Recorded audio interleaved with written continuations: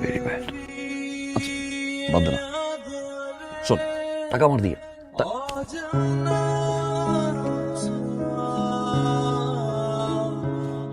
তারপর আমার দিকে না। লিলি, তুই আসার পর থেকে কিন্তু এরকম বিহেভ করছিস আমার সাথে না?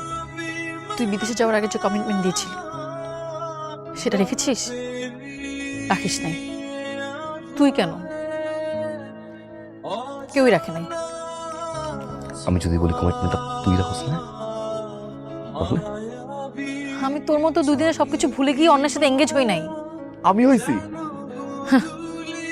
একজনের সাথে এঙ্গেজ হয়ে আরেকজনের পিছনে টোটো করছিস। তোর মতো ক্যারেক্টারলেস ফ্রডকে আমার চেনা হয়ে গেছে। আবার কেন আসিস? আবার আমাকে ধোকা দিবি তাই না? তোকে আমার চেনা হয়ে গেছে। লিলি, আমি কোথায় ধোকা দিছি বল না একবার।